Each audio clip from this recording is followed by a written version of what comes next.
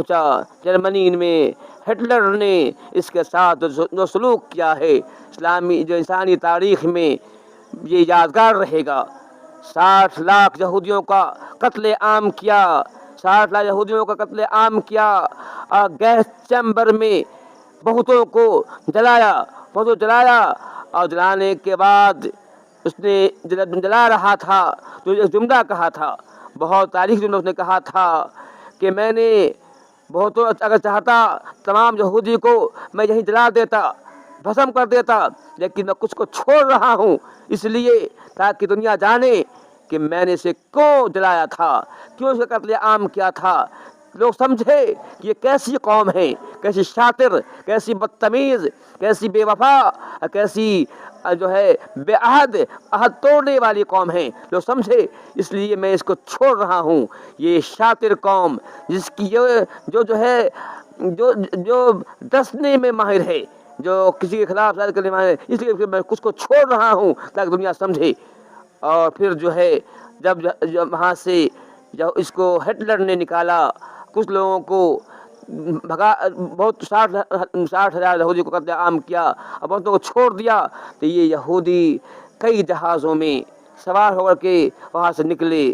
سب سے پہلے امریکہ پہنچے, امریکہ سے بھیک مانگا, کہا کہ اے امریکہ والو مجھے یہاں رہنے دو, مجھے بسنے دو. امریکہ نے کہا نہیں, تمہیں بسانے کا مطلب یہ ہے کہ میں اپنے لیے مصیبت بول لوں, اپنے لیے آفت بول لوں, میں تمہیں نہیں بساؤں گا. امریکہ نے اس کو وہاں سے نکال باہر کیا, بھگا دیا. اس کے بعد پھر یہ قوم جو ہے فرانس دوبارہ پہنچا. فرانس نے کہا نہیں, ہم آپ کو 2 بار پہلے آزما چکے ہیں, ہم نے آپ کو دیکھ چکا ہے, اب موقع تمہاری نہیں ہے. تمہاری شیطانہ روش کو, تمہاری بدعہدی کو, تمہاری بے وفائی کو ہم آزما چکے ہیں, 2 بار آزما چکے ہیں, اب تمہاری موقع نہیں ہے. فرانس نے بھی اس کو جگہ نہیں دیا.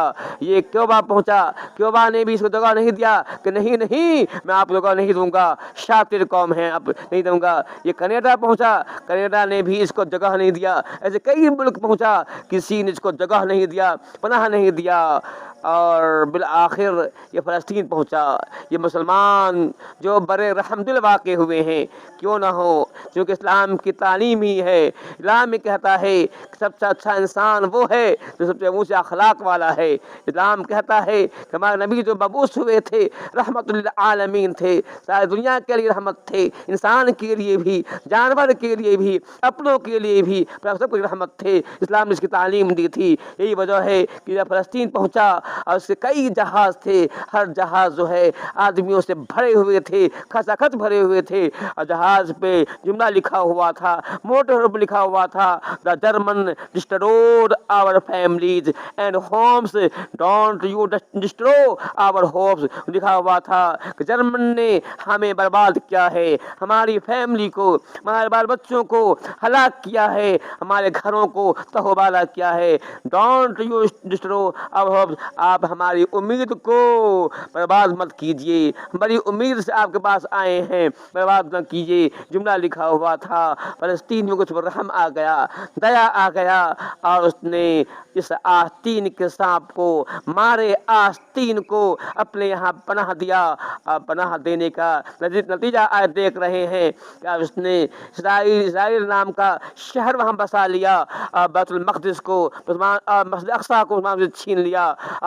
دیکھ رہے ہیں کس طرح سے بیت المقدس پر ظلم ذاتی کے پہاڑ توڑے جا رہے ہیں, فلسطین پر ظلم ذاتی کے پہاڑ توڑے جا رہے ہیں. جہاں یہ بسا تھا, جس نے اس کو پناہ دیا تھا, اسی پر ظلم ذاتی کے پہاڑ توڑے جا رہے ہیں. بچے یتیم ہو رہے ہیں, عورتیں بیوہ ہو رہی ہیں, ماؤں کے گود خالی ہو رہے ہیں. کس طرح ظلم ذاتی کے پہاڑ توڑے جا رہے ہیں. یہ اس کی شیطانہ روش تھی. مسلمان جو بھولے بھالے ہوتے ہیں اس کی چال میں آ گئے تھے, پناہ دیا تھا, جس کا نتیجہ ہم دیکھ رہے ہیں. اللہ تعالیٰ آج فلسطین پر کے جو حالات ہیں ہمارے سامنے ہیں, ہمیں چاہیے کہ ہم ان کی دعا کریں, اے اللہ تعالیٰ ان پر رحم فرما, فلسطینیوں پر رحم فرما. اس ظالم کو, یہودیوں کو, جس کو اللہ نے مغضوب علیہ کہا ہے, یہ ملعون قوم ہے, اللہ اس کو ہدایت دے, عقل سلیم دے, فہم دے, تاکہ ان جو ہے معصوم لوگوں پر ظلم ذاتی پہاڑ نہ توڑے. اے اللہ ان مسلمانوں پر رحم فرما. اے اللہ تعالیٰ تو ہی کائنات کا مالک ہے، جو چاہتا ہے کرتا ہے۔ اے اللہ یا